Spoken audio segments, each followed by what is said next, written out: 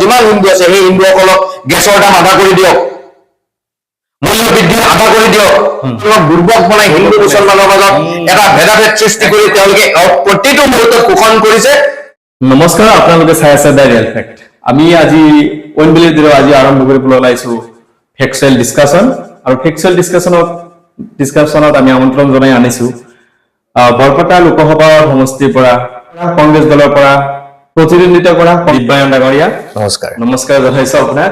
কি খবৰ আপোনাৰ, আছেনে ভালে? ভালে আছে। হয়, তো আমাৰ আজি ফেক্সুৱেল ডিছকাশ্যন হৈছে হিন্দু আৰু মুছলমান, হিন্দু মুছলিমৰ মাজত যি কিছুমান তৰল মন্তব্য দি আছে আমাৰ সন্মানীয় অসমৰ খুদ মুখ্যমন্ত্ৰী, সেই বিষয়ে মাত্ৰ কেইটামান প্ৰশ্ন হয়তো দাদাক কৰিম, আৰু সেই প্ৰশ্নসকলৰ ওপৰত তাত কংগ্ৰেছ দলৰ পৰা ভিউ কি আমি সেইবোৰ জানিবলৈ চেষ্টা কৰিম।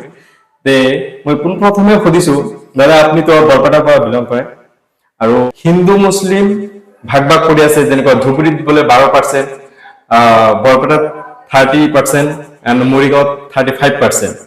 আৰু এই কাৰণেও কৈ আছে যে বাংলাদেশত যেনেদৰে পৰিস্থিতি হৈ আছে যে 2 দিন পিছত যে আমাৰ অসমতে হ'ব তেনেকুৱা কোনো গ্যাৰাণ্টি নাই।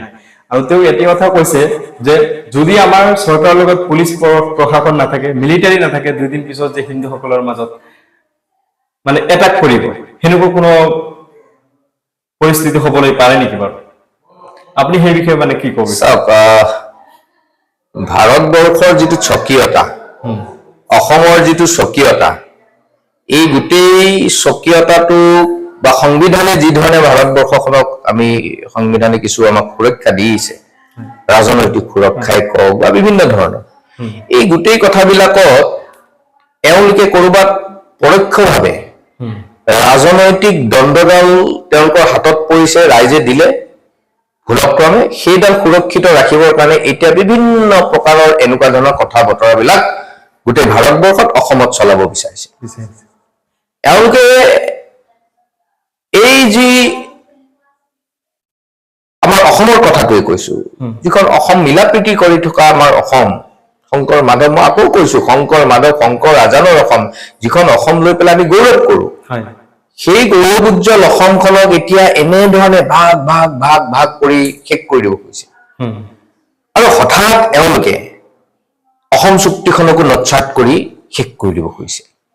গতিকে আজিৰ সময়ত বৰ্তমানৰ যুৱ প্ৰজন্ম অসমৰ ৰাইজে দেখি আছে, এনেকুৱা ধৰণৰ কথা বতৰাবিলাকত ৰাইজ আৰু আশ্বস্ত নহয়, ওলোটা অতিষ্ঠ হৈছে। মানে উন্নয়নৰ কথা নাই, খালি আপোনাৰ হিন্দু মুছলমান তাত বাহিৰে এওঁলোকৰ যেন আৰু বেলেগ কথা নাই। যদি ইমানেই হিন্দু মুছলমানৰ কথা কৈ আছে ভাৰতবৰ্ষত, আজি এই যি সংখ্যাগতভাৱে যদি আমি ভাৰতবৰ্ষত চাওঁ, তে ভাৰতবৰ্ষত কাৰ বেছি সংখ্যা? হিন্দুসকলৰ সংখ্যা বেছি।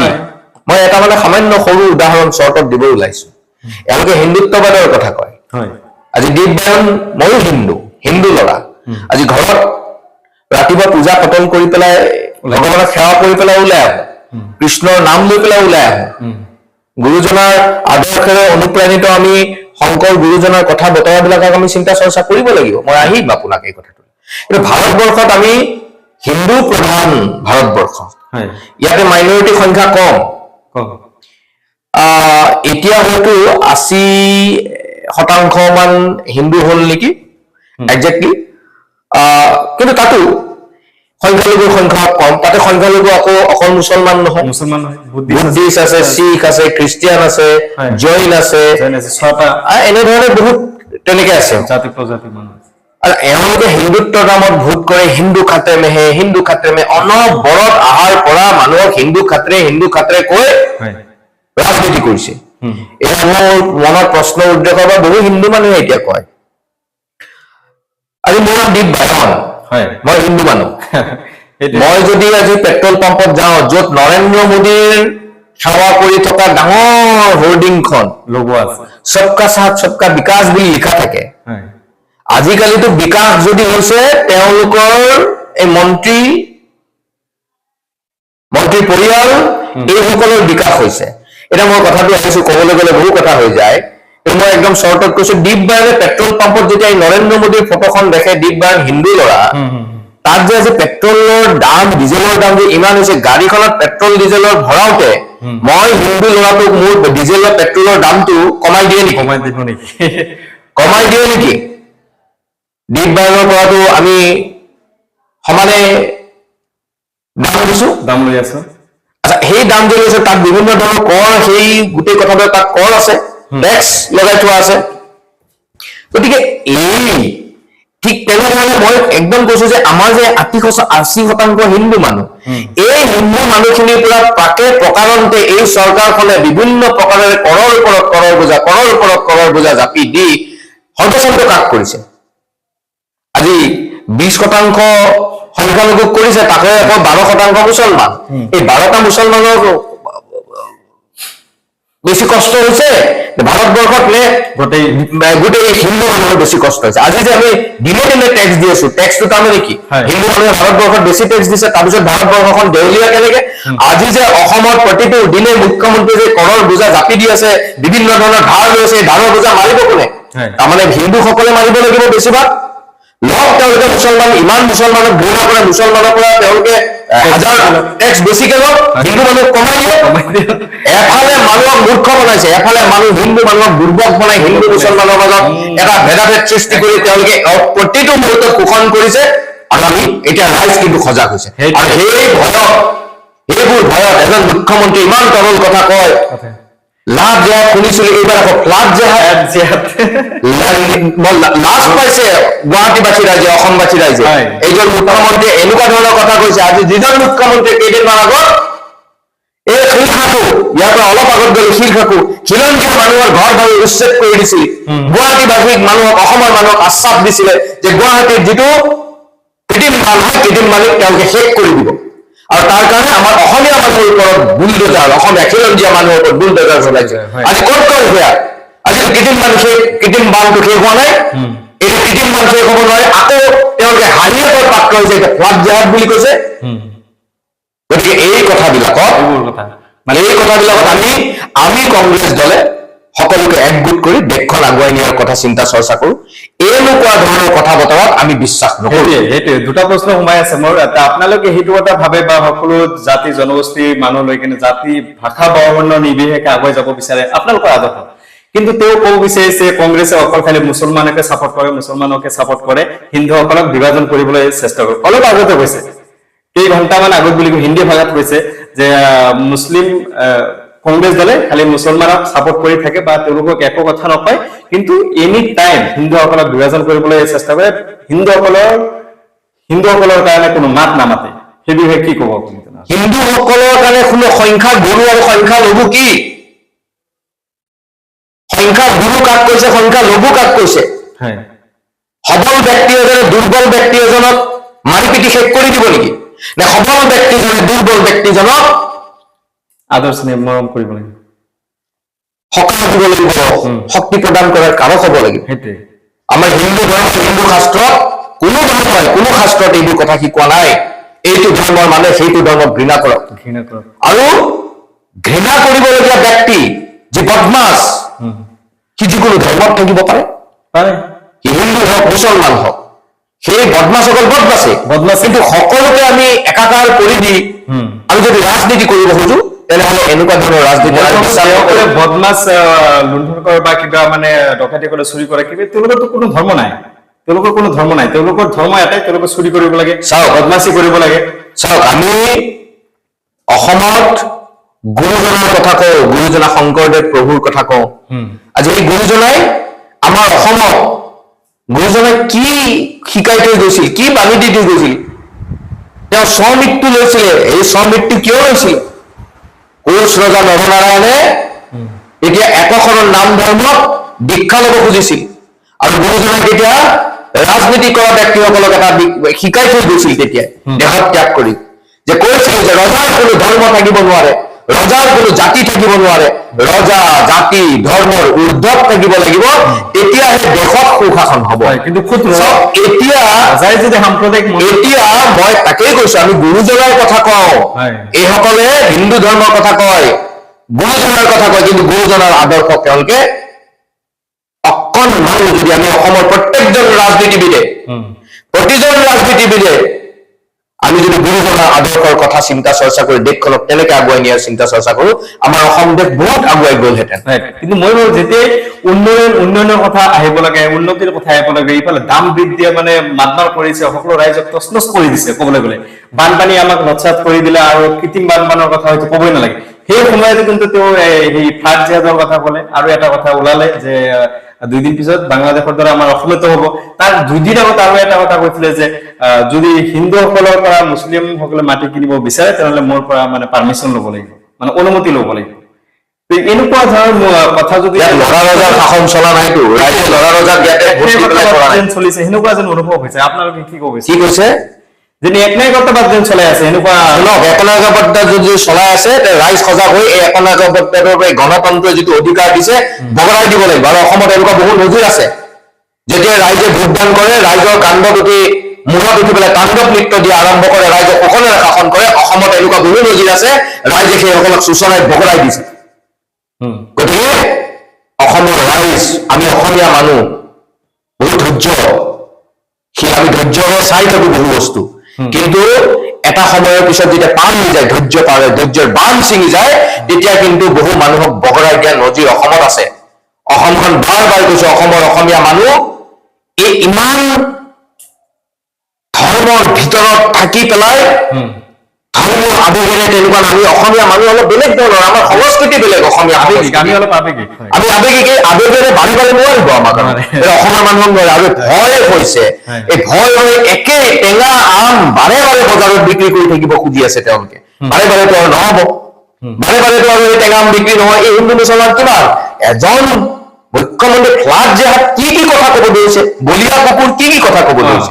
গতিকে শুনক, এই কথাবিলাক আমি বৰ বেছি চৰ্চা কৰিবলৈ আমি ভাল নাপাওঁ, আৰু এই চৰ্চা কৰি পেলাই আকৌ তেওঁলোকক সেইটোত আকৌ আমি উদগনি দিব নিবিচাৰো। এইখন ভাৰতবৰ্ষ, আমি সকলোৱে সুখে সন্তোষেৰে থকাৰ কাৰণে অনৈক্যৰ মাজত ঐক্য বিৰাজ কৰা ভাৰতবৰ্ষ, সেই কথাই আমি চিন্তা চৰ্চা কৰিব লাগিব। হয়, সেইটোৱে। যিটো আমাৰ আগন্তুক 15 আগষ্ট আছে স্বাধীনতা দিৱস উপলক্ষে, আৰু যি স্বাধীনতা আনিছিল সকলোৱে, জাতি ধৰ্ম ভাষা নিৰ্বিশেষে সকলো ওলাই আহিছিলে, আমি স্বাধীনতা পাইছিলো। তো সেইটোকে এই কথাষাৰ সঁচাকৈ তেনেকুৱা ধৰণে যে আমাৰ খুদ মুখ্যমন্ত্ৰী হৈ যিবোৰ কথা কৈ আছে, যেন অনুভৱ হয় তেওঁ এজন হিন্দুত্ববাদী এজন নেতা বা হিন্দুত্ববাদী এজন হিন্দুত্ববাদী নেতা নহয়। আপোনালোকে ভুল ব্যাখ্যা নিদিব। হিন্দুত্ববাদী নেতা নহয়, হিন্দুৰ বিষয়ে ভাল কথা ক'লে, ভাল কথা কোনটো? যদি মই কৈছো আমাৰ যিমান ভাৰতবৰ্ষত হিন্দু আছে, অসমত যিমান হিন্দু আছে, সেই হিন্দুসকলক গেছৰ দাম আধা কৰি দিয়ক, মূল্য বৃদ্ধি আধা কৰি দিয়ক, গাখীৰৰ দাম আধা কৰি দিয়ক, পেট্ৰল ডিজেলৰ দাম আধা কৰি দিয়ক, প্ৰত্যেকটো চালিকা শক্তিৰ দিনত লাগি থকা বস্তুবিলাকৰ প্ৰত্যেকজন হিন্দু মানুহৰ টেক্সবোৰ আধা কৰি দিয়ক। তেতিয়া মানে মুখ্যমন্ত্ৰী একেবাৰে হিন্দু প্ৰতিনিধিত্ব কৰিছে। আপোনালোকে ভুল ব্যাখ্যা নকৰিব। হিন্দুত্ব শোষণ কৰি হিন্দু মানুহক বেলেগ পথৰে নি পেলাই হিন্দু নেতা হোৱা বুলি ক'বলৈ গ'লে মই দীপবাণী কিন্তু এই কথা নামানিম। আমি বহু হিন্দু লৰাইবোৰ কথা নামানিব। বহুত হিন্দুৰ প্ৰতিনিধিত্ব কেইজনমান মানুহক লৈ পেলাই তেওঁক আমি দিয়া নাই। তেওঁ যি ধৰণে ব্যাখ্যা কৰি আছে আজিৰ সময়ত ৰাইজে বুজি পাইছে, আৰু সেইকাৰণে তেখেত ফ্ৰাষ্ট্ৰেশ্যনত গৈছে। এজন মুখ্যমন্ত্ৰী, অসমৰ কোনো মুখ্যমন্ত্ৰীয়ে আজিলৈকে এনেধৰণৰ তৰল মন্তব্য সেইখন চকীৰ পৰা কৰা নাছিলে। গতিকে এয়াই হ'ল বৰ্তমান আহি থকা দিনত তেওঁ দেখিছে উজনি অসমত তেওঁৰ এই হিন্দু মুছলমানৰ কাৰ্ড নচলিলে। বৰপেটা লোকসভা সমষ্টিৰ অন্তৰ্গত বহু হিন্দু মানুহে এইবাৰ দীপদয়ালক ভোট দিছে। তেওঁ যিমানেই কওক, অঞ্চল কৈ দিব পাৰিম কোনটো অঞ্চলৰ কিমান হিন্দু মানুহে ভোট দিছে। ইয়াতে হিন্দু মুছলমান বৰপেটাত সকলোৱে দীপদয়ালক ভোট দিছে। মুছলমান মানুহেতো হিন্দু বুলি পেলাই ঘৃণা কৰি ভোট নিদিয়াকৈ থকা নাই। হিন্দু মানুহবিলাকেও দীপদয়ালক ভোট দিছে। গতিকে মুখ্যমন্ত্ৰীগৰাকীয়ে যিফালে দৌৰাব আমি সেইফালে নদৌৰো। অসমৰ মানুহ এতিয়া কাউৰীয়ে কাণখন লৈ গৈছে বুলি ক'লে, অসমৰ মানুহ এতিয়া কাউৰীয়ে কাণখন লৈ গৈছে বুলি ক'লে পিছত নদৌৰে। এতিয়া অসমৰ ৰাইজে কাণখন চুই চাব, মোৰ কাণখন আছেনে নাই। সংবাদ জগতৰ কিছু মানুহে কিছু সংবাদ জগতৰ কিছু মানুহে যদি তেনেধৰণে, এতিয়া ৰাইজ কিন্তু সেইবিলাকত বিতুষ্ট হৈছে। আৰু যাৰ ফলশ্ৰুতিত আপুনি দেখিছে বিজেপি দলৰ RSSৰ বহু বিজেপি নেতা কংগ্ৰেছত যোগদান কৰিছে, আমাৰ লগত প্ৰত্যেকটো মুহূৰ্তত যোগদান কৰিছে। কিয় সেইসকল হিন্দুত্ববাদী হিন্দুৰ চিন্তা চৰ্চা কৰা নেতা নাছিল? সেইদিনাখন অশোক শৰ্মাই নলবাৰীত কৈছে, অশোক জইন কৰিছে নহয়, অশোক শৰ্মাই তেখেতৰ বক্তব্যত কৈছে যে আমি কেতিয়াও এনেধৰণে ভবা নাছিলো হিন্দু ধৰ্মই মুছলমান ধৰ্মক ঘৃণা কৰাৰ যিটো পৰিৱেশ তৈয়াৰ কৰিছে সেইটো কেতিয়াও RSS বিজেপিত নাছিলে বুলি তেওঁ কৈছে। আজি এওঁলোক নতুন বিজেপি ওলাল, নতুন বিজেপি বেলেগ ধৰণে এটা দিব কৈছে, ঘৃণা ঘৃণা ঘৃণা। আৰু তাত আমাৰ সকলোৰে দায়িত্ব, আপোনাৰ মোৰ দায়িত্ব, সেইবিলাকক আৰু আমি বৰ বেছি আগুৱাই দিব নালাগে, আমি সেইবিলাকক কেনেধৰণে কমাব তাৰ কাৰণে চিন্তা চৰ্চা কৰিব লাগিব। মোৰ কথা অনুভৱ হৈছে যে 2026ত যেন অলপ কিবা পৰিৱৰ্তন দেখিবলৈ পাইছে, সেইকাৰণে মুখ্যমন্ত্ৰী ডাঙৰীয়া খালি বাৰে বাৰে সেই কথাই কৈ আছে যে আমাৰ অসমৰ দুৰৱস্থা যাতে বাংলাদেশৰ দৰে নহওক, সেনেকুৱা যেন পৰিস্থিতি হ'ব যেন পাই আছে। আকৌ এইবোৰ শুনক, অসমত আমি বাংলাদেশ লৈ আমি চিন্তা কৰিব নালাগে। সেইবোৰ চিন্তা চৰ্চা কৰিবৰ কাৰণে ভাৰতবৰ্ষ আছে, সেইবোৰ চিন্তা চৰ্চা কৰিবৰ কাৰণে চৰকাৰৰ ইণ্টাৰনেশ্যনেল কথা কিছু আছে। আমাৰ চিন্তা মুখ্যমন্ত্ৰী হ'ব লাগে কৃত্ৰিম বান কেনেকে কমাব পাৰে। আমাৰ মুখ্যমন্ত্ৰীজনৰ বিজেপি দলৰ চিন্তা হ'ব লাগে যে ৰাইজক এই যে মূল্য বৃদ্ধিৰে মাৰ দি আছো কেনেকে আমি সকাহ দিব পাৰো, এই যে প্ৰত্যেকটো দিনে মানুহক যে ৰাজুতাবন্দী কৰৰ বোজা জাপি দি আছো এইবোৰ কেনেকে কমাই দিব পাৰো, এই যে মূল্য বৃদ্ধি হৈছে, ঔষধৰ মূল্য বৃদ্ধি, একেবাৰে দুখীয়া মানুহৰ ওচৰত যে কেইদিনমান আগত আকৌ মেডিকেলত আকৌ কিছু কথা বঢ়াই দিলে, এইবিলাক কেনেকে কমাব পাৰো সেইটোহে তেখেতৰ চিন্তা হ'ব লাগে। বাংলাদেশক লৈ পেলাই তেখেতৰ চিন্তা হ'ব নালাগে। ইয়াতে অসমত থকা হিন্দুসকলৰ কথা চিন্তা কৰক। অসমৰ মুখ্যমন্ত্ৰীক আহ্বান কৰিছো, অসমত থকা হিন্দুসকলক আপুনি সাহস আছে যদি অসমৰ মুখ্যমন্ত্ৰী অসমত থকা হিন্দুসকলক কালিৰ পৰা কৰৰ বোজা আধা কৰি দিয়ক। সাহস আছে যদি মুখ্যমন্ত্ৰী পেট্ৰল ডিপু ডিজেল ডিপুত সকলো হিন্দুসকলৰ আধাৰ কাৰ্ড চাই পেলাই পেট্ৰল ডিজেলৰ আধা মূল্য কৰি দিয়ক হিন্দুসকলৰ কাৰণে। এইবোৰ কথা কৰিলে আমি মানিম। বাংলাদেশৰ হিন্দুৰ কথা চিন্তা কৰিব নালাগে, অসমৰ হিন্দুৰ কথা চিন্তা চৰ্চা কৰক। গতিকে এইখিনি আহ্বান থাকিব। হয়, ঠিক আছে। তো আমি বহুত সময় কথা পাতিলো দাদাৰ লগত, আৰু তেওঁলোকৰ যি কংগ্ৰেছৰ যি নীতি আদৰ্শ আৰু তেওঁলোকৰ যি নীতি আদৰ্শ বিজেপিৰ লগত বহুত ডিফাৰেন্স আছে। আৰু মুখ্যমন্ত্ৰীয়ে যেনেকৈ বাৰে বাৰে যি তৰল মন্তব্য দি আছে, এজন মুখ্যমন্ত্ৰী হৈ কিনে তেওঁ কিন্তু উচিত বুলি ভবা নাই, ঠিক বুলি ভবা নাই। যি সময়ত দিব লাগিছিল উন্নয়নৰ কথা ক'ব লাগিছিল, যি সময়ত বানপানীৰ সমস্যা সমাধান কেনেকৈ কৰিব পাৰে সেই বিষয়ে চিন্তা কৰিব লাগিছিল, যি সময়ে কৃত্ৰিম বানপানী কেনেকৈ সমস্যাৰ সমাধান কৰিব পাৰি, গুৱাহাটী কেনেকৈ উন্নয়নৰ দিশে আগবাঢ়াব পাৰি, যিহেতু ৰাজধানী চহৰ কেনেকৈ আগবাঢ়াই ল'ব পাৰি সেই বিষয়ে চিন্তা নকৰি হিন্দু মুছলমান কৰি ৰাজনীতি কৰি আছে, বকেশ্বতীয়া ৰাজনীতি কৰি আছে। তেওঁ এষাৰ কথাই ক'লে যে সেইবোৰ বাদ দি লাগে মানে যদি হিন্দুৰ কাৰণে ইমানেই তেওঁলোকৰ চিন্তা চৰ্চা কৰিবলগীয়া আছে তেনেহ'লে হিন্দুৰ কাৰণে বেলেগ কিবা ব্যৱস্থা কৰক। তেওঁ এটা কথা কৈছে যেহেতু দাম বাঢ়িছে, দামৰ ক্ষেত্ৰত হিন্দুসকলৰ কাৰণে পাৰিলে কমাই লওক, তেতিয়াহে ভাবিম যে হিন্দুসকলৰ কাৰণে তেওঁ কিবা এটা কৰিছে। তো দাদা বহুত সময় কথা পাতিলো, ধন্যবাদ। তো দাঁড়িয়াল ফ্যাক্ট।